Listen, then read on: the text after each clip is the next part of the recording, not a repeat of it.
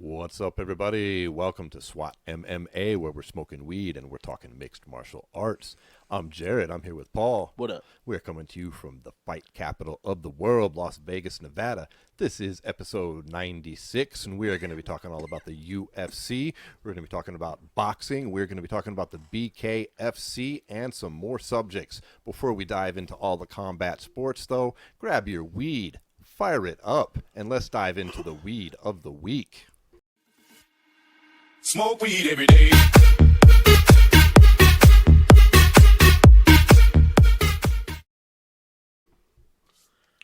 Woo. All right. You know what, Paul? As I hit this joint that you just passed me, the people listening to our show right now, and we'd like to welcome everybody from KLVM, the Las Vegas Mix, joining us, our new radio station that we are featured on. We did the intro like 10 times. Yeah, because I forgot how to do it. The power of marijuana. After 95 episodes in the can, my brain froze up and I couldn't remember how to do an intro. Yeah, that was that 2-week break we had, you know. It's funny, man. Things like that, you do it a million times, and then for some reason, suddenly it's gone. She gone. And you think it has something to do with the cannabis, you're saying? Perhaps. What is that divine cannabis you are smoking? This is an interesting theory you have, but this cannabis that we have right here, our weed of the week, is a new one. We've got some Blue Dream Haze. Okay. Yes, not regular Blue Dream, but Blue Dream Haze. What is that crossed with? I wonder. It is Blue Dream crossed with Super Silver Haze. So this is a hybrid sativa. Blue Dream, one of my very favorites. It is blueberry crossed with haze. Blueberry is an indica haze sativa. Super Silver Haze is a three-way cross. We've got skunk, Northern Lights, and once again, haze. I think it blends together really nice. I'm just going to say some really high shit right now. Tell me. Why is Blue Dream called Blue Dream and not called Blueberry Haze? This is a solid question here, especially when you look at the fact that we're smoking Blue Dream Haze, where they just took the two names and put it together. Yeah. Yeah. Where did they get the dream from? I think Blueberry Haze is a better name. Blue Dream definitely sounds sexier than Blueberry Haze, but at the same time, I don't know. You keep saying Blueberry Haze, and I keep thinking, I like that. I do too. Like,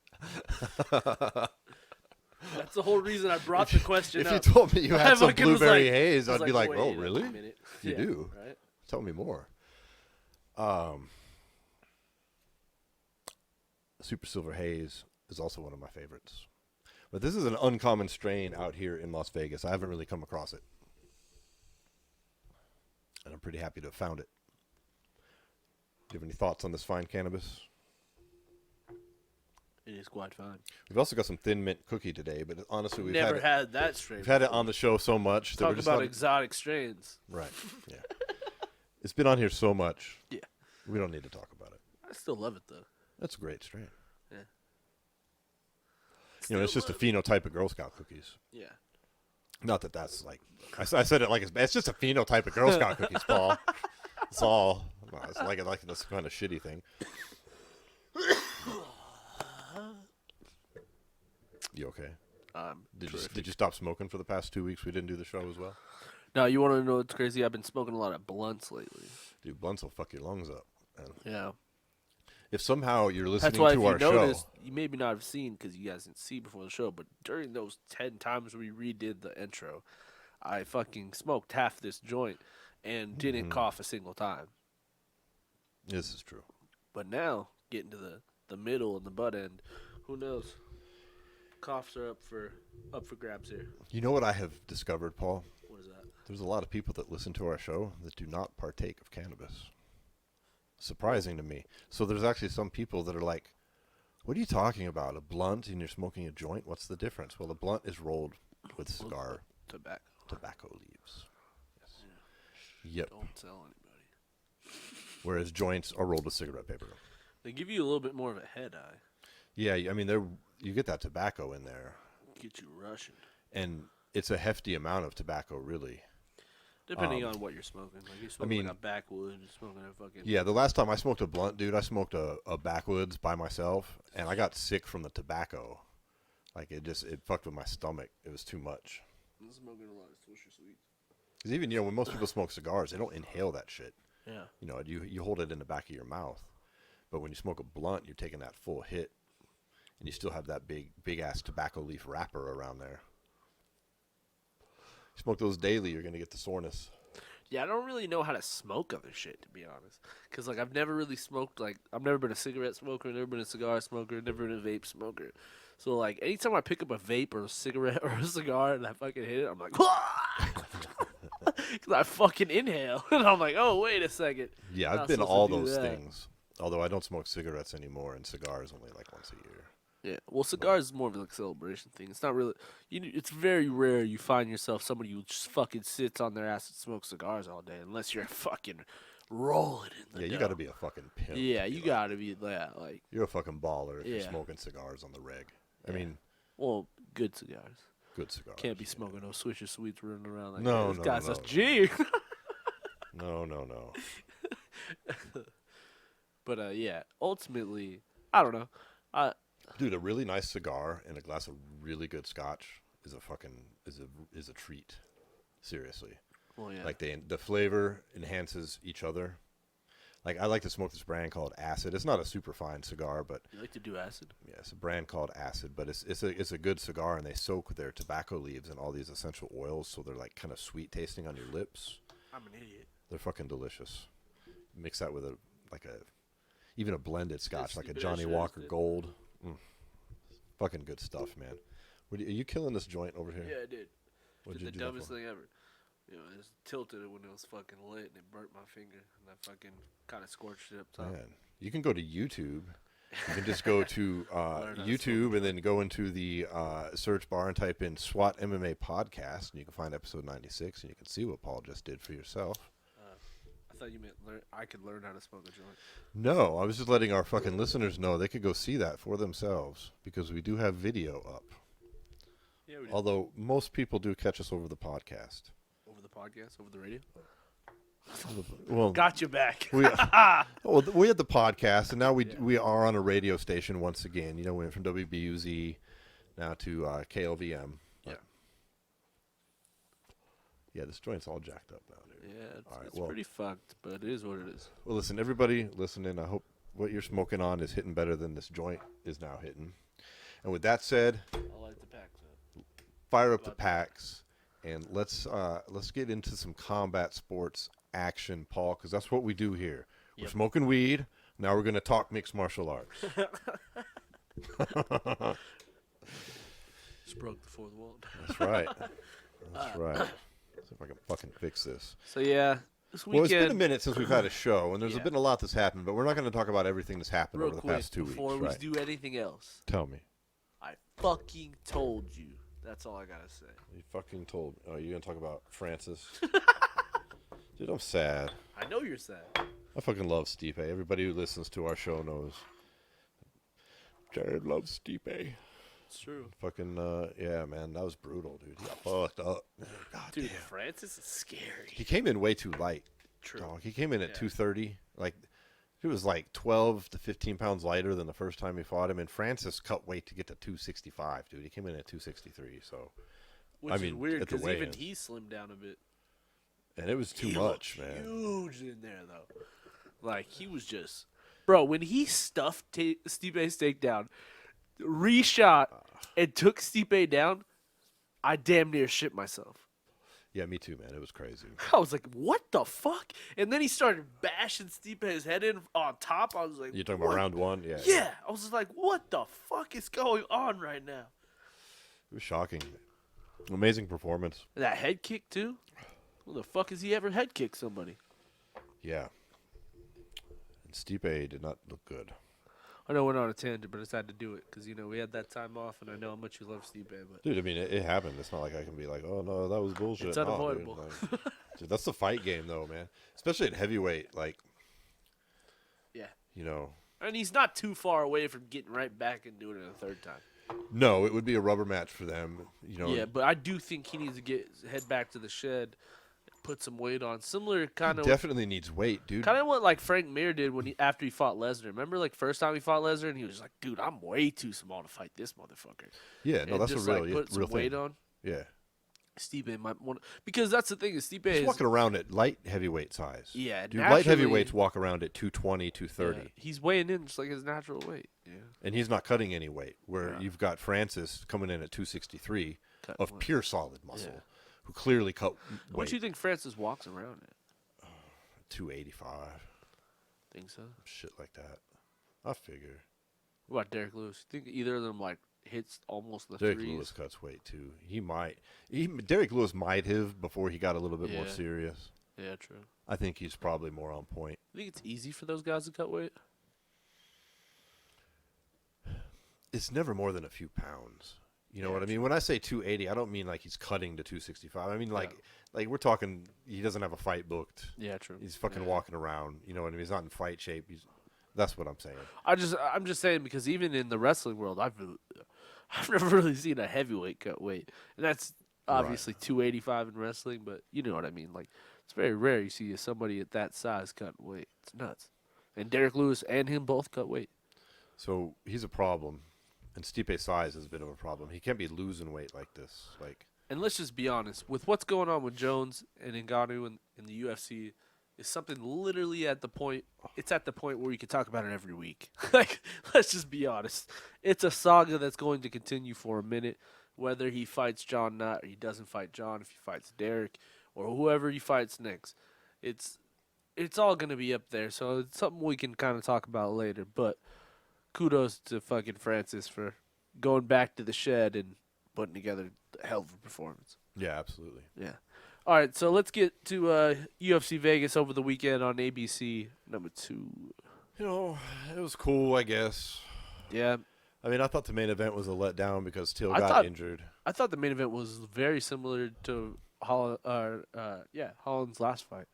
It was like a situation where the first round it looked pretty good for him on the feet. You know, him and Marvin were trading, but it seemed like, you know, he just looked a little faster than Marvin, and he just took it in his own hands and took him down for the rest of the fight.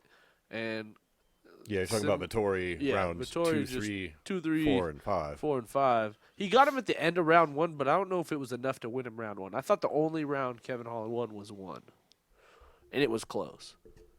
Every other round was Yeah, then he goes Vittori on to get without a 11 power. damn takedowns. That's Yeah. a record.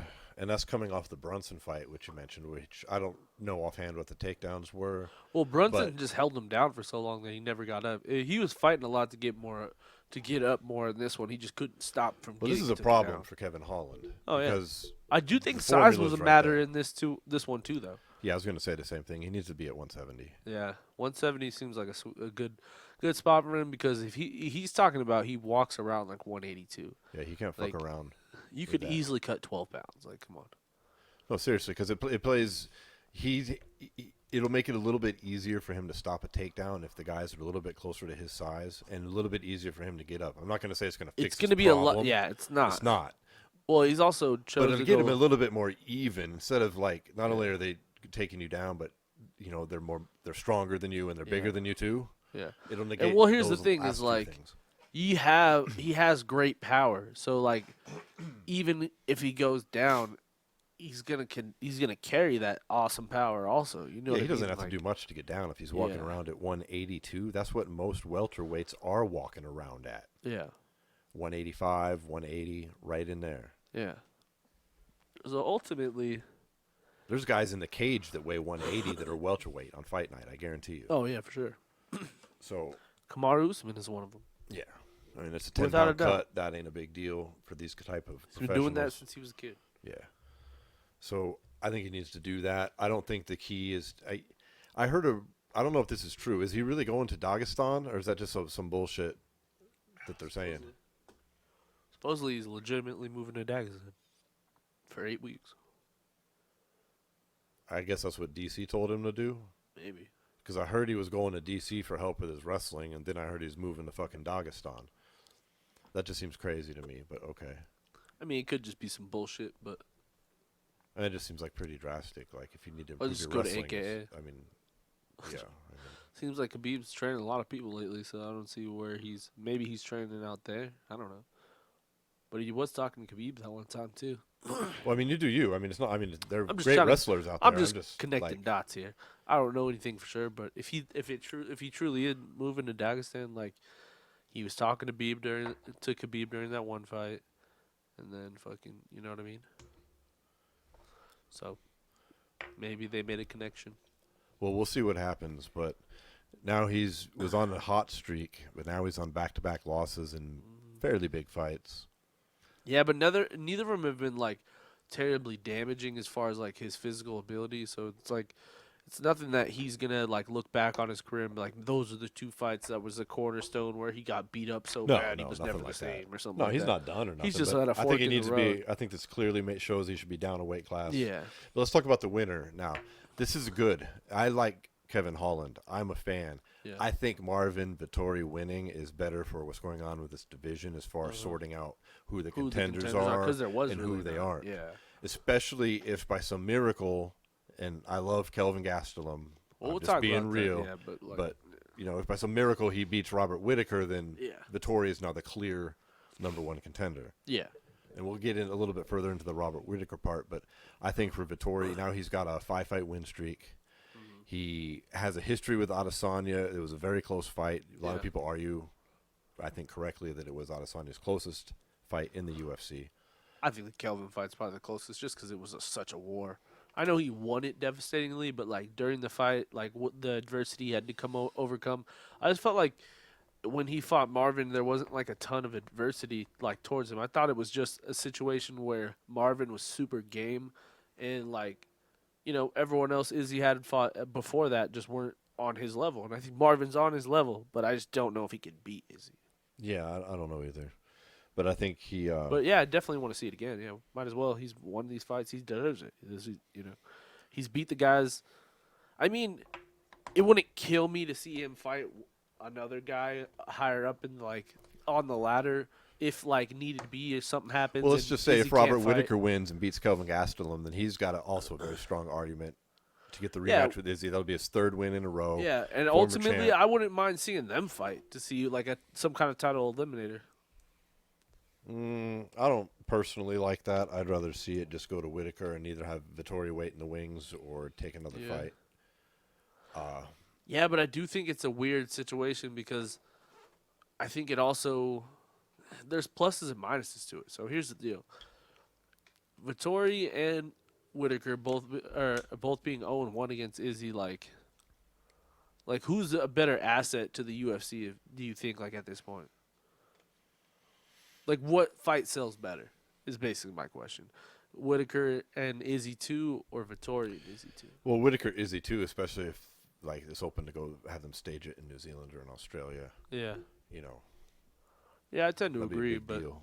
I think that also like I said, it wouldn't kill me to see Marvin fight one more time. Like I know he deserves a title shot and shit, but like if Whittaker were to win this fight, Marvin has to fight one more time. It wouldn't kill me. It wouldn't kill him either. Because if he truly is, you know, top level and, you know, deserving of the belt, fighting someone in the top 5 makes a lot of sense. Because, don't get me wrong, he's put together a string of wins, but there's really no top 5 opponent, like signature win, other than this fight with Kevin Holland, who's coming off a loss. Mm-hmm. You know what I mean? Like Marvin Vettori's had some great wins, dominant wins. Yeah, it's not his fault that Till broke his collarbone. No doubt, and I'm not blaming him. And you know, ultimately, I feel like him and like Paulo Costa makes a lot of sense. If Paulo Costa got out of the Whittaker fight, he has to take a little bit longer with his COVID, you know, symptoms. I'm not mad at that fight. I guess a month especially- after, like with what's all transpired, him versus Vettori is not like the worst fight to make if you do end up making that Whittaker and Adesanya second fight. You know. Yeah, I think that's the way to go. I mean, it's on Vettori whether he takes a fight or not. But my final thoughts on that main event, I didn't really like watching it. I thought it kind of sucked. As a fan, it was like, nah. Whatever. It was like watching the same fight 2 weeks in a row. But you know what fight was good on that card? What was that? Arnold Allen, Sadiq Yosef. Yeah, that was a good fight. That was a fucking good fight right there. Super back and It forth. was 145 pounds. Yep. Right, the Both featherweight. undefeated in the UFC. Mm-hmm. They put on an excellent fight. Did that get fight of the night? I don't see recall. how it couldn't have. It was a great I think fight. you It know what should I have. think. It might have been Allen getting performance of the night. I don't know if it got fight of the night though. But yeah. Yeah, it was just- Allen gets the nod. He gets the win, and it was a great fight. Sadiq made it, if I remember correctly, he made a bit of a comeback in the third. I thought. See, on my end, I kind of had Sadiq winning the fight, but I thought it was close. It was a good fight. I didn't think it was. I thought in the it was second and third controversial, round. but First round, both guys were taking a lot of big shots and like a lot of risks, and I felt like Allen like did a lot more damage, but Sadiq was hitting him with a lot more volume and a lot more like different shots. You know what I mean? well, Arnold Allen's going to get a pretty big fight, I think, Oh, next yeah. time around here. Well, that was I think like 10 versus like 12 matchup or something. Like Exactly. So, So both these I'm guys, guessing he's going to wind up somebody in the 6'5" range. yeah, someone like a Shane Burgos or something like that. So we'll see. That was a great fight on Nah, the I'm just kidding. card, I don't though. think he's ranked. What did you think of your girl Mackenzie Dern's victory over Nina Nunez, the former Nina Ansaroff? If you're She wondering goes who by that Nunez is. now? Yeah, That's cool. she's Nina Nunez. Yeah. That's cool. Yeah, it was cool. Well, she got whooped though. Yeah, she Versus got her Nina. ass armbarred. Armbarred, yeah. Yeah, Kenzie hit him with 4 different accents at the end of this. and she did. And yep. Moved along. I love it because you know who does it too is fucking Vicente Luque. Same thing. Does He he? comes in and out with it. Dern's cracks me up. You think she was born in, like, raised in Brazil or something? Not Like, and US. people get upset when people say this too because they're like, "Well, she's around people who are from Brazil and all this shit," but like, yeah, but she's also like lived in America like most of her life. right. Like, It cracks me up. And You talk- could do like- drinking games with her accent. yeah, because it pops in and out too. Because then like sometimes she'll sound like a preppy little like, like a preppy California, girl. Yeah. Yeah, and straight that's up. not like a mean thing to say. It's just what it is. That's We're not like, talking shit. These are Yeah. facts. You can go. There's YouTube. You can go look it Yeah. up and watch. I mean, it's not. yeah. I'm not dogging her. It's just a thing that It she is does. That It's I don't funny. know how or why. Get her a top 5 opponent also though. Dude, honestly, there's some people that they don't mean to, Yeah. but when they're in areas, they just pick up accents real easily. Oh yeah, for sure. Like, Yeah. it's not an intentional thing where they're trying to mimic. It's just whether subconsciously or not. You go to New York for 2 days and suddenly they're saying quarter, Quarter. and they're from Colorado, and you're like, wait. What the fuck? And they're not trying to be a jackass or something. Yeah, It's just they just pick it up subconsciously. She could be something like that. Yeah. She's around a lot of Brazilians, But it clearly, is funny though. but it's fucking hilarious. But she made short work, Yeah. and her striking looked pretty good. We don't need to say her grappling looks good. Everybody fucking knows that. Yeah, I mean, she's kind of doing what she was like. She had a lot of hype coming in, and that loss, a lot of people thought was gonna like completely derail her, but she's just kept it trucking. She's putting in the work, man. Her Yeah. her striking's not good yet, but it's better. It's a lot better Yeah. than it was when she hit the Well, UFC. when you have the freaking level of jiu-jitsu that she does, you don't really. You don't need to rely on her striking. It's kind of like Ben Askren. She's using her striking to hopefully To set get her inside and jiu-jitsu up. set her takedowns and her jiu-jitsu up. Yeah. Like Ben Askren used his striking to set up getting inside and getting the clinch, getting the double takedowns. legs, not to fucking knock people out. Yeah. So, but her striking is improved. She looked great. Mm-hmm. What another fight that you liked on that card? Freaking that Julian Marquez choke on Sam Alvey was pretty nasty. I Man, thought. Smiling Sam's lost 5 in a row now, dog. Has he really? He has. That's crazy. Like That that's was the a kind of good guy fight, who's though. a solid like mid. He's a fan favorite. He's a fan favorite. He's a top Yeah. 15er guy. I think he belongs in the bottom of the top 15. Yeah, He's kind of been sometimes. there perennially. Like he's there all the Sometimes. time. Yeah. Like we went in here ranked something down Yeah. in that. Like that neighborhood. 15 to 20 range, he kind of floats there. He's But he's a fun to watch. he's a fun you know? watch. He's got power. He looked not good. Yeah, it was tough. He got choked out, kind of funky. Yeah. I saw a funniest meme. It was like, it was a picture of him getting choked out, and it was like, when your dog eats something they're not supposed to, and you got to get it out of their mouth. Just so fucked and they're up. like, Yeah. So it's just so fucked up. Because he was like, get sat up and like choked. That was weird. It was a weird one. It was very odd. You can check that out on YouTube as well, folks. It's pretty bizarre looking. I don't know what that was called, but it's sad when your fucking your choke out face becomes a meme by the next fucking hour after the fucking event. So Smiling Sam might be out of the UFC. You know who else might be out of the UFC?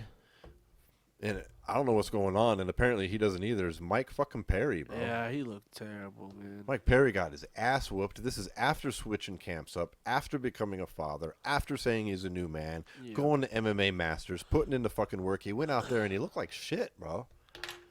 His fucking strategy seems to be to hurt his opponent's hands with his forehead. Yeah. Well, is he putting the work in though? He claims to be. He's also talking about. He's also talking about I'm a meal away from fighting 185. I don't know, but after the fight, I mean, he was pretty real. He was like, I don't know what happened. I used to be good. Yeah. And that's exactly right. I don't know what happened either because he did used to be good. I didn't think he's ever going to be champ, but he's a good fighter. He's regressed though. Yeah, he has for sure. He stands there. He throws wild punches. Eats other shots. He blocks punches with his forehead. He's got a good chin though, but it only lasts so long. He's going to lose it soon at this rate, but he might be out of the UFC too now because now he's below 500. He's at Artem Lobov level fucking. He's below 500 now? In the UFC, not his overall record, but as far as his UFC fights, he's now like 6 and 7. Wasn't he undefeated at one point? Yeah, I do believe. He still has potential, but guess. something's going wrong upstairs, man. Like, I don't know. He's getting into the fight and he's reverting. He's getting in fights in the fucking streets more than he is in the octagon. He's fighting, the local restaurant manager every Saturday night. Your fucking fight skills start to regress. Let's be fair, that old man did rush him. He did. I'm not denying that at all. But it did happen. But it happened. He is fighting in the goddamn restaurant and shit. Yeah. I don't know Mike Perry. I'm a fan. I like that dude. I think he's entertaining, wild. Man. I always am happy to watch a Mike Perry fight, except now. But sometimes it's like wild. Bro. Wild when it's not like, Here's the thing with like people like him, like they're like wild like that. Is like when they're focused on one thing and they're wild within that one thing, they're always great at it. But then when you like mix everything else in and you start, doing all kinds of crazy shit all the time because you're the crazy guy, sometimes it doesn't work. We'll see if he can pull it together. What do you think about Mike Perry and Bellator or PFL? I think it would be cool. I think it would be cool too. Go to PFL, make a meal. Shit, go to BKFC. I'd be down with that. We're going to talk about BKFC later, though. But what if he's going to fight like that, though? I don't know. BKFC, something like that might be just what he needs, honestly. I know, but I'm saying for his own sake. Well, I would imagine that he would, because, I mean, part of the reason you fight that way in MMA is because you're worried about takedowns and kicks and shit. So, I mean, he wouldn't have those worries. So his style should change up automatically. Maybe. By eliminating some of the concerns you have. But we'll see what happens, dog. But that's about it for that event. I mean, UFC is rolling them out here. We're almost to having crowds again. Yeah, I think this is the last fight night event without a crowd. Dude, I'm glad. I'm sick of these fucking Apex events, dog. I'm fucking tired of them. Well, they had the little mini crowd, Machine Gun Kelly, and fucking Megan Fox, and fucking, who was it? Who else was it? It was, is that who he's with now? Megan Fox. Travis Barker and fucking Kourtney Kardashian. Yeah, cool. All these millionaire fucks that I could care less about. I mean, MGK is all right, I guess. He's got a song or two I'll tolerate, but I'm not a fucking tolerate. fan. He did some cool shit in the COVID lockdown, man. He did some fucking covers on YouTube. Like, he couldn't release them as songs because they were fucking covers, and I don't think he had permission on some of the beats, but you can watch them on YouTube. They're fucking dope, but I don't like any of that. His new... punk rock shit. That pop punk shit. Yeah. I can't fucking stand it, bro. I'm like, no, I'm not feeling that. I wasn't feeling much of it anyways. But so anyways, I don't know. I'm not down with those kind of crowds, but I guess it's better than nothing. Yeah. It's better than nothing.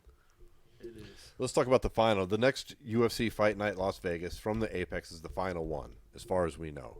Not the final one, but the final one that's just going to be silent. There's going to be at least like 180 people in whatever. The governor of Nevada came out this week, our fine governor here, and said that June 1st. May 1st. I saw June, but May 1st, 100%.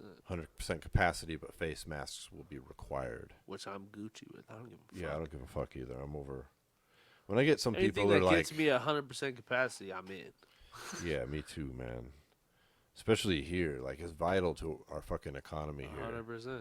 Like Las fucking Vegas. Like I know everywhere had the COVID hit, but Vegas had the COVID. Vegas had to hit. I don't mean our numbers. I mean the tourist numbers. I mean casinos shut down. People like the Small businesses shut rate, down. Yeah, that shit is crazy. And like, yeah, when you're dependent on the tourists and they ain't coming. Yeah. Ooh.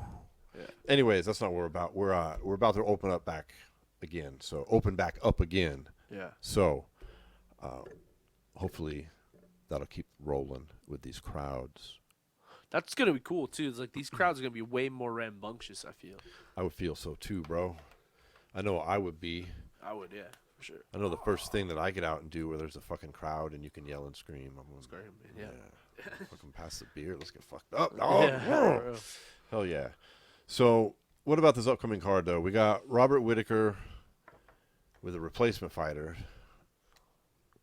Kelvin Gastelum filling in. Yep. I think Robert's gonna fuck him up. I like Kelvin. I like Kelvin a lot. Kelvin I do. smokes weed. I just don't fucking think.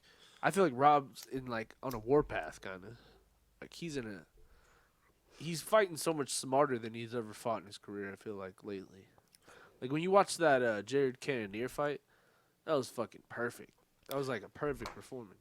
Well, here's the way I would sum it up. Kelvin Gastelum is a top-level UFC fighter. I think he should be a 170 pounder still.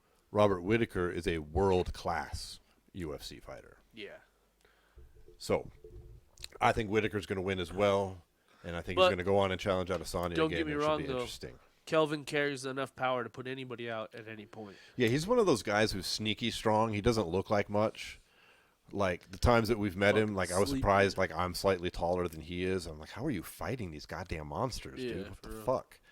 And he's got power, though. He doesn't look like he's real muscular.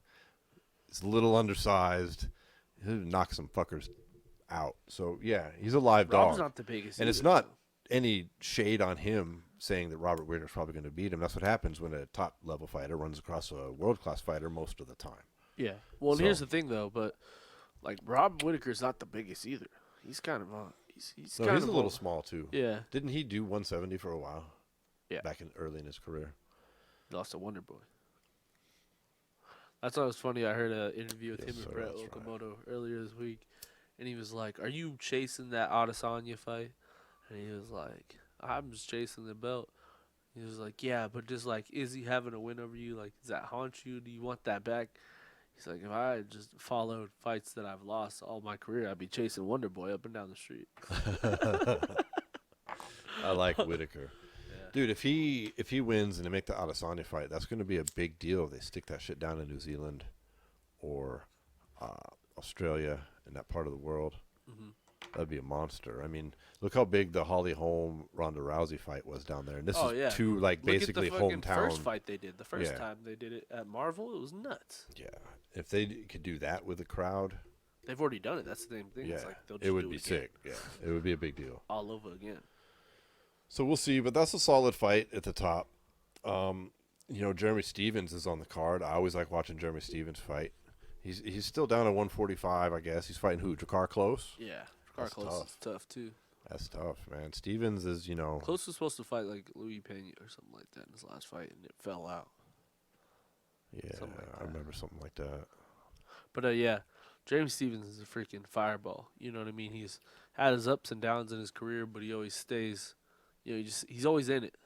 Yeah, he's another hands of stone motherfucker. Oh, yeah. Like, Jeremy Stevens, even though he's... Takes a lot I'd to say put him away, peaked too. by now. Well, it's hard. It's hard not to say that. He's been in the UFC for so long. It's not really like criticism or like you saying anything that's like he doesn't know. He's always going to be a live dog, though. Yeah. Like I would, if I was betting, I'd bet on Close. He's been in the fucking UFC for like 20 years, bro. You can never count Jeremy Stevens out with power like that.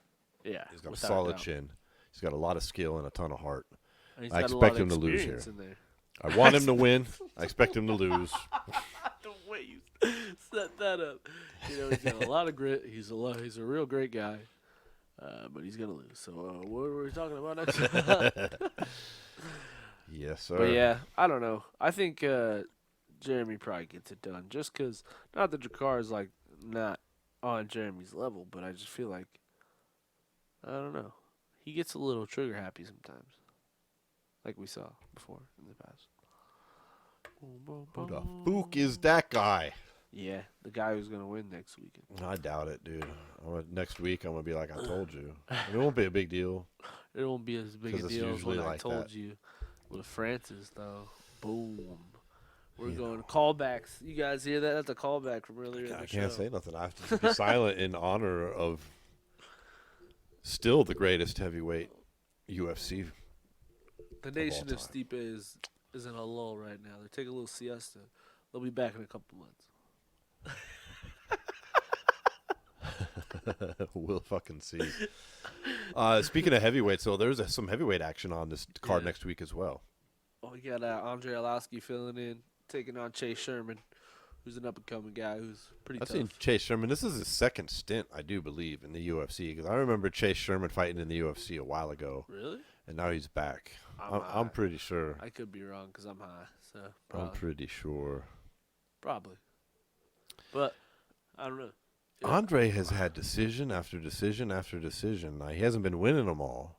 He's been losing them He's some. had some good fights. But he hasn't, like, that's just unusual for heavyweight He to got just have choked so out many his last fight. decisions. Yeah, but still, he's like, what, 4 decisions in a row in one. Yeah. He was putting some wins together before this. I think he won like 3 of his last 5 or something like that. Dude, it's cliche to say it, but I mean, the heavyweight's always going to have a fucking chance to beat pretty much anybody. Yeah, I'm taking Arlovski. I like Arlovski here. I mean, I like him in the Chase Sherman game. I don't know. So, But the rest of the card, I mean, there's not a lot to talk about. in a ton. It's basically a dud card. Yeah, so the there's rest a of couple ways we could take this right now. You want to talk about the UFC some more, or you want to maybe jump over? Let's talk about the UFC some more. Okay. So, Because there is some action been popping off this week yeah, outside of the kind of as we cage. speak. Yeah, with Conor McGregor. As I mentioned in the intro here, some Conor McGregor craziness, right? Between him and Dustin Poirier, who they were scheduled to fight July 10th, right? Poirier turned down the title shot, didn't he, Paul? To fight McGregor, who he knocked out in the previous fight. Of course, they're 1-1 on knockouts over each other. And McGregor had promised a $500,000 donation to the Good Fight Foundation that Dustin Poirier runs, correctly? Yeah. Right? Or correct, sir? And that was that as far as we knew, right? Like, I remember Poirier's wife fucking thanked McGregor on the pay-per-view. That was about that until suddenly some shit popped off on Twitter.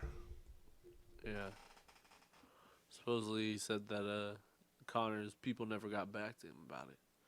Yeah, he basically, I mean, Poirier came out on Twitter and was like, responded to a tweet from McGregor basically saying, like, your fucking foundation, you predicted you were going to give us a half. That's what it was. That's what he McGregor said. I made a predict I'm gonna prediction. fucking front kick him into the face and finish him. Yeah, and he said that over Twitter. Yeah. Poirier claps back and says, yeah, you predicted you were going to give my donation fucking $500,000, and you didn't follow through on that either, which really pissed McGregor off, who responded with several text messages, Twitter responses. Call him a fucking hillbilly. Calling him all sorts of names, basically saying he didn't know what he was talking about, that he hadn't presented a plan with the money, which is pretty standard when you're making massive donations to charities. You want to know what the money's for. Yeah. Like, that is actually a common thing. That's not McGregor talking shit. You don't just be like, you here, don't Dustin, just here's hand your people $500,000. $500,000. And it doesn't come from Conor directly. I mean, yes, it's his money, but it's not like Conor broke out his personal checkbook. Yeah, it was like, oh, here you He's go, like, buddy. here you go. Yeah. That's not how it works. Like, his people handle this shit. Yeah. It is a taxable I don't know how it works in Ireland. In America, most of these things are tax write-offs. I don't know how that works in Ireland, especially to an American fucking charity. Yeah. So Conor has people handling this shit. According to Dustin, though, they reached out 3 times and didn't hear shit. What do you think, Paul? Let's just for now say that that's what happened. Yeah. What do you think of Dustin choosing to throw the shade at Conor personally on social media? I like it, actually. It's like, not that it's like, Do you think I don't really think either of them's like right or wrong in this situation. I'm just tired of them being fucking buddies all the time. Like, I'm glad there's some friction here. Like, I'm fucking tired of it. Yeah, and like, more happens after this, but let's just talk about this, the putting it out there. Yeah. Instead of just the, fuck you, you're not going to knock me out, it's, hey, you didn't fucking come through. Because, I mean, it makes Conor look like Conor took all this, it seems, very personally. Very personally, yeah. And not only called Poirier a bunch of names to be expected, but then basically implied that he was too stupid to know how big money works. Which is pretty funny. That's a classic Conor line. Yeah. Remember in the business person's like, and you let's said, talk business. All right, Nate, go get us some coffee. yeah. That's the and Conor's not wrong. When you're making a $500,000 donation to a charity, it's not the same thing as you threw. You don't just like, hey, we're gonna build a gym. $2 to Goodwill. Like, oh, here's your check for your gym. Like, that's not how. That's not how it works. Show me the fucking business plan. Show me how the gym's gonna look. Show me all that shit. And yeah, let's move forward. Right, and it's so Conor claps back with that, and it goes back and forth, and then Conor basically says, "Fuck you, you're smearing my name. I ain't even gonna fight you anymore on May 10th. So fuck off." July 10th. And then, or on July 10th, yeah. And then opened up Twitter saying, replacement fighters, who wants in? I'll fight you instead. And we've had everybody from Michael Chandler. Hold on. Michael I like Johnson, Michael Chandler's answer, though. Fucking all kinds of people saying, I will. I like Michael Chandler's answer, though. You know why? Because Michael Chandler's so thirsty to fight Conor. He wants to fight Conor so bad. His first, they were asking him the other day about if he were to win the belt in May, who would his first defense be against? And he said Conor. What the fuck if he loses again? He's coming off a loss. And this motherfucker's talking about, yeah, that's my first defense, without a doubt. Oh, yeah, he was even on board when Conor did some shit about creating a McGregor belt. Yeah, he's like, and Chandler's like, yeah, you should do that. Yeah. We'll fight for it. Everyone wants to fight him. I like you know it. what? You know what I like think it. a big part of that is, though? I feel like Chandler had an opportunity to fight Khabib, and I feel like he feels like he missed that chance. So he's not going to miss fighting two of the biggest money fights he could have ever fought. Him versus Khabib sells like hotcakes. Him versus Conor sells like hotcakes. Because, like, you know what? Ultimately, Michael Chandler's a better version of fucking Chad Mendes if him and Conor fight. Let's just be honest. Like, I see it going very similar to that.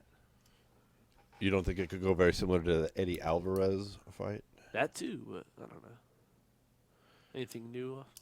No, Conor's last tweet on the subject was looking to start the foundation of a good fight, you guys. Who's in McGregor versus ? I like his wording there. He throws the foundation in there. There's a lot of people that said that Conor was accusing Poirier of embezzling from his own charity. I didn't see that because Conor had mentioned something that to the effect of you don't just give somebody a fucking check with no plan, because that's how people could interpret lose that money. way, though. People could interpret it that way, though, because it also came off a tone like, I'm not just going to give you $500,000. You know what I mean? That really is just ultimately an interpretation. You know what I mean? Yeah. All right. So Conor, here, I'm gonna read the tweets for everybody who doesn't get into Twitter and all this, just because I think this is a very interesting thing. This isn't your normal Twitter beef. Like, I, for one, I don't think Dustin really should have brought this up. I don't think that's the spot. I think there's plenty of heat you could have without throwing that at Conor in social media. Like, Conor's generosity is pretty well known, whether you like the fucking guy or not. You could do your own research. You'll find all kinds of Instagram videos. Just one thing I'll mention is hospitals all the fuck over Ireland, all through the COVID thing, publicly thanking McGregor for bringing in, like, literally hundreds of thousands of dollars of fucking PPE products to basically every hospital in Ireland, it seemed. Like, and that's just one thing. Like, he does a lot with his money. He's got even more money now. Like, he sold his part of Proper. He got paid, cashed out like $320 million with fucking Proper. I mean, the dude's nearing $500 million net worth, probably more. I don't think he's welching on a fucking maybe not charity thing. I think there's probably miscommunication between his people and Dustin. I mean, Dustin said they tried 3 times. Like, really? I mean, what, you sent 3 emails? Like, what does that mean? Yeah. Like, if you sent 3 fucking emails and you didn't hear back, that's really... We'll move on. I mean, $500,000, you sent 3 fucking emails. I'm going to be honest. That sounds like that's weak shit right there. Yeah. That's weak sauce. Like, you pick up a phone, you call people. Maybe you hit Conor in the DMs. Like, yo, man, I'm having a hard time getting a hold of people at your foundation. Is everything cool? Or whatever. Yeah. Whoever the fuck writes Conor's checks for that shit, right? Yeah. So, but Dustin comes out and he's like, after Conor said he's going to kick him, he said, yeah, you also predicted a donation to my foundation. You and your team stopped responding after a fight in January. See you soon, blah, blah, blah. And fucking Conor comes right back with this, my team does due diligence to make sure every donation meets the mark. My generosity is known. You will pay with your brain for this attempt at smearing my name. Shooting ass, shelling ass, bitch. Little bitch kicks from a shell. Good luck when you're caught. You're fucked. And then he said it was a donation, not a debt. We've been awaiting plans for the money that never came, as I do with all my donations. Know where it's going, dot for dot for dot. Otherwise, it goes walking. And then Dustin responds back to that. He's like, 100% never a debt you offered. We accepted, and I sent your team. Your team never responded to our emails regarding the process of where the funds would be put to work. I mean, if you just sent 3 emails, it's like, I don't know. That seems like weak sauce, but I don't know. It's ultimately a weird thing to unfold on Twitter. Yeah, they exchange KO gifs. You know what I mean? Yeah. And then the Diamond gets the last word on that, and then Conor really goes off. She's like, I don't know. These are some Irish insults, I guess, because I don't really quite follow what he's saying here. But he's like, "You're ripped, you inbred hillbilly. Why do you wink with your ears? You fucking brain-dead hillbilly. 500K with no plan in place. Ye hang tight, fool. You must be new to money. The fight is off, by the way. I'm going to fight someone else on July 10th. Good luck on your old contract, kid." And then he wishes happy Ramadan to all his Muslim fucking fans. And then issues the said tweet looking for all comers on July 10th. Even Kevin Lee's trying to get in that action now. So, my question, everybody that's listened and heard this now, respond in the comments. I want to hear Paul right now. Is this really off? No. Or is this just some bullshit and No it's going to go through fucking way just fine? this is off. Come on, bro. Is this off? Get the fuck out of here. It's off. No way. It's not off. They're fucking fighting on July 10th. This is just ultimately him being like, fuck you then. I'll go fight someone else. But ultimately, they're still fighting. It's not. Let's not get crazy here. You know what's off? What? That fucking nice guy act. I'm glad. I'm tired Me too. of it. Tired of it, man. I think Angry Conor's a better Conor. Well, not only is Angry Conor a better Conor, it's just actually better for his fucking game. The game of... Let's be honest. Okay, let's just look back in his career. You think if he doesn't say a fucking word to Jose Aldo, he walks in there and knocks him out with one punch? No. No fucking way. Because you know what happened? Is he pestered him for months. Went on a world tour. He did it with everybody. He's twice. talked shit to every single fucking person. Except his last 2 fights. Right. And let's just be honest. Those last 2, obviously the Cowboy one was a beatdown. But the last fight, I don't know. It just felt too fun for me. Dude, he pulled into Abu Dhabi on his fucking Lamborghini yacht that he owns. Yeah. I didn't know Lamborghini made yachts. I'm really not fucking up on that shit. But he rolled in on some fucking player shit. That's levels that most people, we don't even know. We don't understand it. We can just hear that and we try to comprehend it, but we have no idea what that's like. Yeah. And so that's a lot different than when you're the fucking plumber on welfare and you got these burning goals in your head of being a dual champ, being a champ. Yeah, true. And you're fucking hungry. Even when the money starts rolling in, you're still hungry for that goal. Yeah. Now he met the goal. He's ridiculously paid, dude. Yeah. How good must that feel? I don't give a fuck whether you like Conor McGregor or not. That dude invented a goddamn whiskey brand off the top of his fucking head. Pretty much. Then drove it up in value, and then did the big cash out like all these other fucking players do with these celebrity fucking shits, and turned it into 320 mil. That's a lot. On top of whatever he made off the brand before that. Yeah. And doesn't he still have like a stake in like the marketing? Oh, of I'm it or sure some he shit? does. Yeah, I'm sure he still has a piece of it, just like Ryan Reynolds and Clooney and all these guys who did similar things. Yeah. You know, this is a fucking. He's not on their level when it comes to celebrity. You know what I Yeah. mean? So yeah, he didn't like. I mean, think maybe. Reynolds got like 600 or whatever. They got more, but he's a fucking MMA fighter. Yeah. Like, he's got all this shit. He's super successful, man. And he goes in and plays nice guy with fucking Poirier, and Yeah, I don't like it. he fought like shit. You thought he fought good. I didn't like it. And he's changed up so much, right? Yeah. And fuck it. You got to go back to hungry, angry Conor. And you can at least manufacture some of that shit, because you're never going to be hungry again. Yeah. But you could be hungry for some respect. True.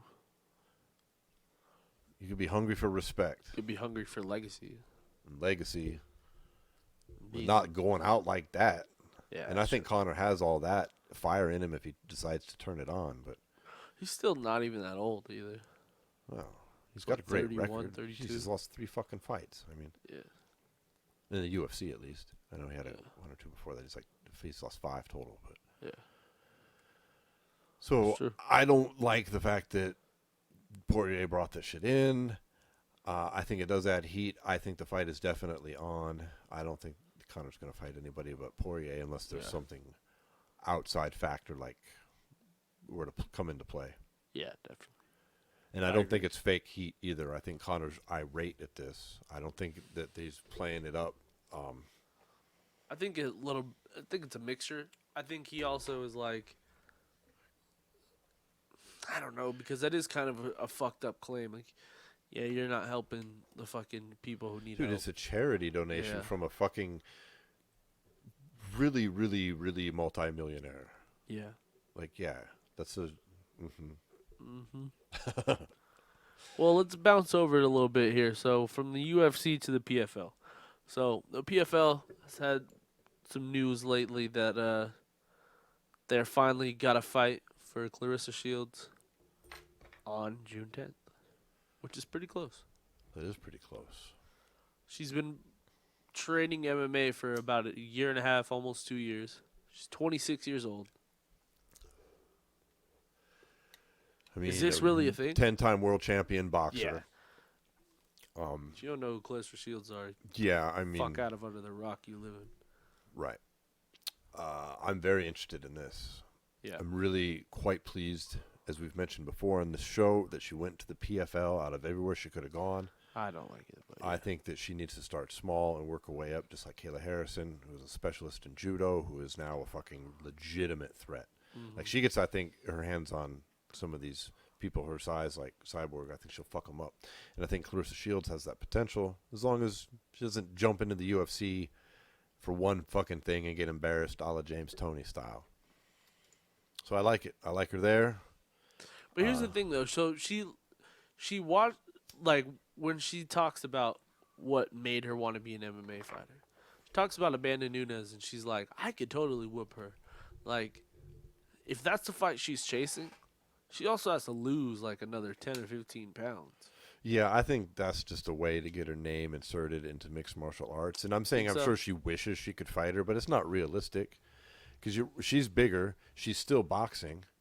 And she's not going to make fucking 145 anytime soon. Amanda's on the way out the door. I mean, let's be honest. What do you think? She's going to stick around another 5 fucking fights, 3 more years? I mean, I don't see what's really stopping her, though. She could. But, I mean, she's a new mom. She's pretty much done everything. The 45 division in the UFC is about to just wither off the vine and die. Yeah, true. Or it could be Clarissa Shields. Could be the whole division. Well, I'm really excited to see Clarissa, who she's also starting to get a little heat in boxing as well. So, with another opponent. So, we'll talk about that a little bit later, though. PFL's doing some pretty exciting things. Yeah, I'm excited for this. We were talking shit a few months ago about them possibly just going out, but they seem to be They've recovered. back with some action. Well, how do you think she does, though? Oh, I think she'll probably win if she's matched up correctly. Yeah. Me too. I mean, she's a world class talent on the feet. Here's the thing with wrestling, though. Wrestling is something that, like, you either get it or you don't. Like, honestly, there's plenty of guys I've seen in my lifetime that work just as hard as I did, that work, some of them harder and all that shit, and they just, and not even, like, saying that I was that good, but, like, you know what I'm saying? Like, there's just some people that fundamentally, when it comes to grappling, are willing to or not willing to, and I'm very curious to see how she would, how she would react to somebody trying to take her down. You know what I mean? I'm certain that that's her main focus. But we're also talking about not your average person coming into this. I mean, she's a world class athlete who definitely knows how Smaller to gloves focus too. and focus her will on what she's doing. You know what I mean? Like, she's levels above everyone else in women's boxing. Oh yeah, obviously. For sure. Yeah. And that's because she's trained her goddamn ass off. Yeah. And she applies that same type of thing, that same type of focus and determination. I mean, she's down she at won't be fucking able to Jackson be Wink. stopped. Yeah. Like, you're right. She's not going to ever be a world-class wrestler, but she might be good enough to stuff enough that's not even what takedowns I'm to saying. knock somebody the fuck out. I'm not even saying that. I'm saying at the smallest level.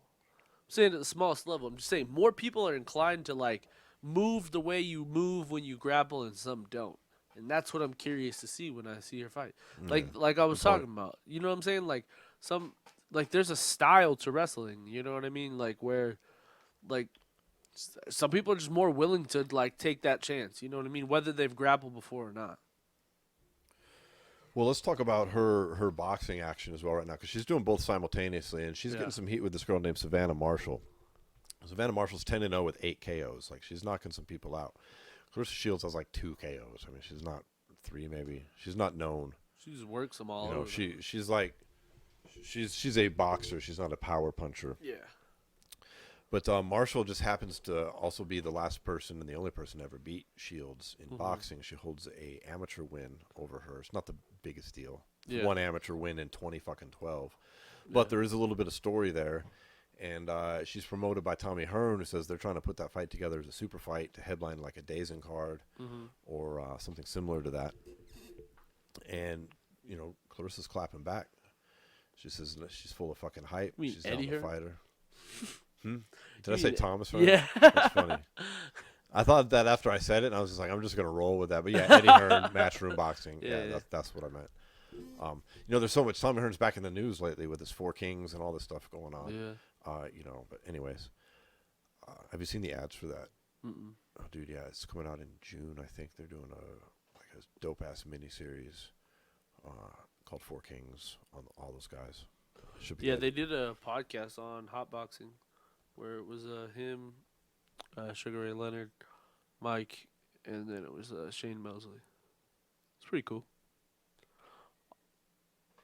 So, Clarissa Shields got a lot of action going on, is what I'm saying. And I'm very interested in both how she does with MMA and how she does bouncing back and forth between boxing and that as well. So now from boxing to what we're going to, I guess, call boxing. So Jake Paul and Ben Askren are fighting this weekend. they're headlining a fucking thriller card. They're not fighting, they're boxing. They're fighting. And that's why I think we'll see. It's a $49.99 pay-per-view. I don't know if that's going to sell. Steep price. I'm not buying that shit. Yeah, I'm not, no. Not even close. And I thought the last thriller one with Tyson, I thought the production was amazing. It was fucking great. I'm not paying that for Ben Askren and Jake Paul. Yeah, no. I can't. If you're somehow listening and you don't know what we're talking about, Jake Paul is a YouTuber / boxer. Who is a licensed professional boxer, but he hasn't fought any other. Yeah, he'll show you his license on his YouTube videos. Fucking lame shit. He fought a YouTuber and a NBA player. Neither one of them knew how to fight, and that's it. And now he's picked Ben Askren, an MMA fighter who is known for his wrestling. Yeah. He's a good MMA fighter. Great, you could even say world champion in Bellator, world champion in ONE. He used his striking to set up his takedowns, right, Paul? Yep. Who do you think's? But we're all hesitant here because his striking's atrocious, dude. His boxing is awful. It's really bad. These fucking videos that Ben Askren is putting out, I'm embarrassed watching them. Yeah. I don't know who these people are that are coaching him. I wonder Doing if he's some crazy what if jumping he's sandbagging hooks. and just comes out and just fucking claps him? He dude. better That be should trolling. Crazy. Because Jake Paul's better been be trolling trolling. the whole time. It'd These be the fucking ultimate videos troll. better be trolls. If he KOs Jake Paul, it'd be the ultimate troll moment. Because it is what it is. Dude, we watched a video before the show today. Yeah, I didn't like it. That had Ben Askren working pads with a guy. I don't think he's a boxing guy because he's telling him to. He's showing him some crazy throwing a number 3 hook, jumping up off your feet, and doing some nonsense. Yeah, but that also could be trolling, though. Like, that's what I'm saying. Because And then he then- jumps on the bag. When he jumps on the bag, I mean, everyone looks good on the bag. But then when he jumped on the bag, it looked like he was actually, like, not doing anything that dude was saying and was doing things the right way. Yeah, but we can't just skip over that uppercut session. Yeah, but that we followed. also can't forget that Ben Askren also fucking literally tweeted a complete reenactment of Rocky IV a week ago. Yeah, Like, well, there's- let me just to highlight people that don't understand the uppercuts that he was hitting pads with in this video. You can look up. I mean, that's not how you throw an uppercut. No. It was nonsense. That was nonsense shit. Yeah, nonsensical for sure. That was like some fucking Happy Gilmore nonsense. Yeah, but you And know what I his mean? trainer's telling him to hold his breath and get lower, and he's doing half a fucking goddamn bolo punch, which is like, dude, I'm a former boxer. That's not how you fucking train anybody.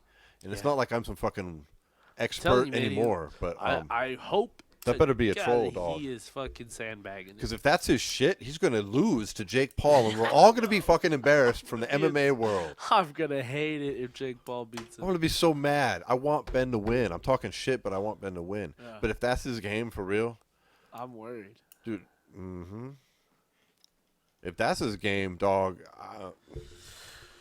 your average everyday fucking gym rat going to tool his ass up in pure boxing. Yeah. I mean, and it's not throwing shade at Ben. He's a great fighter. This isn't a fucking fight. This is a boxing match. Yeah, that's just what it is. Please, Ben, win. I hope he wins. Yeah. I hope to God. And there's people like Faraz Zahabi, the famed trainer from TriStar in Canada, who says that he thinks Askren's going to win because he's going to make it dirty. He's going to clinch and get nasty and use what he knows about space and fighting to wear Paul out into the later rounds, and then he'll somehow knock him out. Or TKO him, or like get him on the stool or something. And then there's Ben supporters who say, hey, 1/3 of his wins are by knockout, but that's a bit misleading. Somewhat, but yeah. Yeah, but those are all from when he was in Yeah. ground and pound position. Yeah. He had taken somebody down, he's on top, he's ground and pounding him, and the ref calls it off. Yeah. I mean, yeah, that's a TKO or a knockout, yes, but that's not. But it does resemble some bit of power to be able to knock people out in general. He can punch. Yeah. If this was MMA, he'd fucking smoke this Paul kid. He'd embarrass him. Yeah. He'd embarrass him way more than Paul might embarrass him in this fucking boxing match. Yeah, if he catches him or some shit and like drops Ben and wins by decision or Because he's something. bigger too. Paul is bigger than him. Yeah. But that's the thing is like, what if he like drops Ben and just like wins the match? That'd be so sad. And that's not because I'm some Ben Askren fan. Not I like actually knockout, the guy, not like knockout, but like Ben gets up, but they just go 8 rounds and Jake Paul wins 7 rounds to 1 or some shit like that. Like, that wouldn't be as bad. I mean, what would be really bad is a KO. I just don't see Ben getting KO'd. When the I fuck don't either, dude. He's been in the world. you would have to be in the mindset that Ben Askren was gonna get knocked out by Jake Paul. That would literally you'd have to concede the fact that you think that fucking Jake Paul hits harder than Robbie Lawler, Douglas Lima, Andre Koreshkov. I don't believe any of that. Yeah, even like come on. No, Askren has legit shared the cage with killers and come out victorious like the vast majority of the fucking time. Everybody wants to talk shit about that Masvidal shit. Let's be honest, it was some lucky shit. Ben made a mistake, and Masvidal had a plan like that how happened to Ben just- capitalize on that mistake. I like how now that like Ben's fighting again, he just totally was like, "Fuck you, George. I don't care. I can't talk about it anymore. You know that was the luckiest thing you've ever done in your entire life, and 9 out of 10 times I beat you in that fight." And Yeah, like, he kind of sunned him a little bit. yeah, he did a little bit. George has lost a lot of flame with me, man. Dude, you and me and a whole lot of other people, if you Yeah. read the comments at least on Twitter and MMA fucking Yeah. website, our MMA news article comment sections, like nobody likes. He's supporting Jake Paul in this shit, Yeah, it's rough. and that has the MMA world a yeah. little bit ticked off. So who you taking? Dude, I have to take Askren. Yeah, I gotta can't take fucking that pick this kid. for the rights. I can't stand this It's a motherfucker. party. Yeah, for I'll sure. be legit sad if he loses. So If he loses, I'm just but like, I ain't paying for that nonsense. fuck. Hit us up in the comments wherever you're listening to us, be it on the website, any of the outlets. Just who do you think is going to win this fight? Yeah, or you think there's a stipulation in the contract that if Ben takes him down, there's like fucking something crazy happens, loses money or some shit. I don't know. That'd be some bitch shit. I could see a guy like Floyd Mayweather doing that with Conor. But you know what I mean, but though. Jake Paul. What if like I don't know. what if like literally he goes into the fight, he's in the middle of a combo and it's just so muscle memory that he takes Jake Paul down and just starts beating his face in on the ground. I don't even know. I almost would have liked that better. I wouldn't mind it. I wouldn't mind it. I wouldn't be sad. Yeah. What about this Triller shit, man? While we're talking about it, it's not a long Yeah. subject, but I mean, there's been a little bit of noise about Yeah, some Triller weird maybe not stuff. paying people. Yeah. Mike Tyson kind of let that shit loose on his Mike podcast, Tyson right? was like, maybe I shouldn't talk about this, but fuck it. Legends Only League is separate from Triller. We're not the same thing. That they still haven't even paid me my backside of my money. So I was like, ugh. Shady. That's not a good thing to hear. We Yeah, don't not at know all. any more facts than that. I will say once again, they put on a tremendous thing with that Roy Jones, Mike Tyson. The production No, shit yeah, it was great. knocked UFC's production out of the goddamn ballpark. Like But how much did it cost? And And how they're- much did they return? they're paying big money for some boxing. I don't know, man. I hope that that's not true. I hope that it's just a standard delay Yeah, or that like might there's come some with pay per situation- view or yeah, things maybe. like that. And Hopefully. Tyson's just lamenting that fact. Getting a little baked. Maybe. I'd like to hope that that's the case because there's enough fucking shady shit in combat sports where these fighters don't get paid. I don't give a fuck if you're Mike Tyson, Conor, or some Yeah. fucking regional dude. Mhm. And everybody in between. We It's have true. enough of that shit. We don't need any more. Yeah. So let's hope that that's nonsense. But Yeah, I'm man, taking maybe more will unfold in the weeks to come. Yeah. But who are you taking? I'm taking Ben. Dude, we can possibly pick Ben by Paul. decision. By de facto, Ben Askren is I think Ben's going to win repping the fight. MMA in this. He's going to win thing. the fight 5-3. He's going to lose the first 3 rounds. Jake Paul's going to get tired. The last 5, he's just going to pitter-patter him for 5 rounds to win the fight. Yeah, I can tell you one thing that Jake Paul and Ben Askren, what we won't see in that fight is like when Nate Robinson just rushed fucking Paul and he left him cold on the fucking mat. I think that really went to that kid's head, but that ain't going to happen. Ben ain't going to do stupid shit. He knows Yeah, how to no. fight. We'll see, man. We'll see.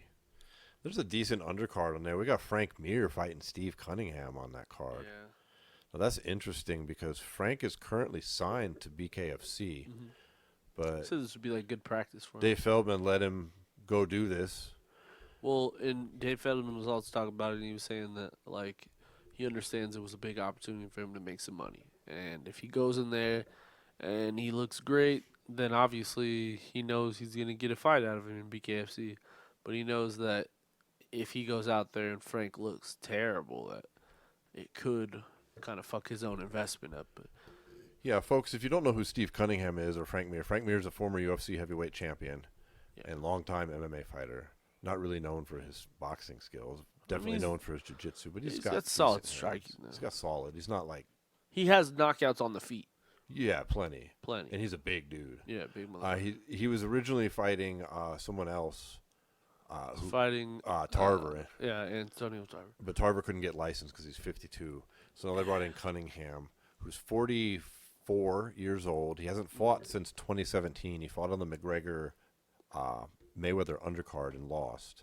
But he is a former IBF Cruiserweight Championship champion. I think he held it twice, between once in 2007 and then somewhere back in 2011. Okay. So, I mean, he's a legit fucking boxer here. He's not like a can. He's not some tomato can fucking punk that Mir was using those words pretty much word for word, which he said he was happy about that. It's a real test. Yeah. I hope Frank wins because I want to see him in BKFC. Yeah. And Feldman, to me, when I was listening to some of the interviews he's done lately, he made it kind of sound like if Frank lost or looked bad, he was like, "Well, we'll talk about it." Well, that's the thing is because you got to imagine getting Frank Mir to the table probably takes a number that doesn't take other guys. Mm-hmm. You know, and like, I don't know, the BKFC heavyweights are pretty solid right now. It's not like something where So we've got a title eliminator coming up later this month that we'll talk about Yeah. in the next upcoming episodes. But yeah, they got talent up there. Joey Beltran's a heavyweight champ. which I think Frank Mir could probably beat him. I think he probably could too. Joey Beltran Maybe a is also a younger Frank UFC Mir, though. heavyweight fighter, but he's definitely found his home here in the BKFC. But I hope Mir wins. I hope we see him in the BKFC. Now let's talk about them for a minute before we dive into boxing a little bit more. In the same interview we're talking about with Feldman, he mentioned another name who is signed and going to be making an appearance quite soon, apparently, and that is fucking Vanderlei Silva, bro. Yeah, The axe murderer, yeah. who I I like think it. is 45, I but was gonna say, dude, it's okay. This isn't MMA. Days I'm kind of behind him, but Yeah, but he can let them axes swinging in the fucking BKFC. he's already got a leather face enough, though, man. Like, jeez, Man, I He's wonder gonna what get cut weight up. he's going to be. probably like cruiserweight. I don't think they have a cruiserweight. I think they got a light heavyweight. It's probably like heavyweight then. I don't know. Their weight classes are all different. Same names, completely different weights. Well, is it like boxing weight classes? I don't think so. I mean, again, same names. Like their featherweights are like 135 or some crazy shit. I can't remember offhand. But I'm very interested in seeing that. They've got Paige Vanzant coming back in July, it sounded like, as a co-headliner. Could be someone headlining that card would be a Frank Mir or maybe a Vanderlei Silva. Or they're also still looking at JDS and Alistair Overeem as well. Yeah, maybe. I could see someone like Bellator or someone like that picking up those two rather than BKFC. I think Bellator might get one of them, but not both. You don't think so? And the PFL season's like pretty much signed and done, right? I don't think they Yeah. can make any big fucking signings, so that's off And the if table. you do, it's like one-offs. Yeah. Right.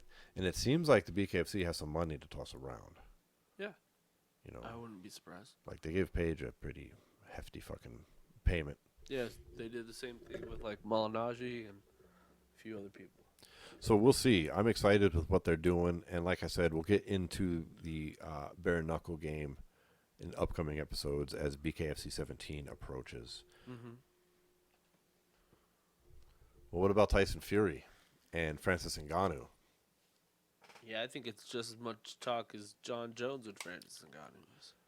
Yeah, Francis was clapping about, I'd like to fight Tyson Fury in boxing, and that's been his dream even before mixed martial arts, and that's great and good luck. And Fury clapped back and basically was like, Can't touch me. "You couldn't." Yeah, and he's right. I mean, Maybe. did Francis Ngannou get murdered in the boxing ring by Tyson Fury? Yeah, but Francis Ngannou has like that fucking kind of power where you put a boxing glove. Yeah, he's right got in like the that neck with Deontay it. Wilder power. Straight up. Yeah, and we've seen what happened. Yeah. It's another case of it's just talk. That fight's never going to happen, and Francis wouldn't want that smoke anyways.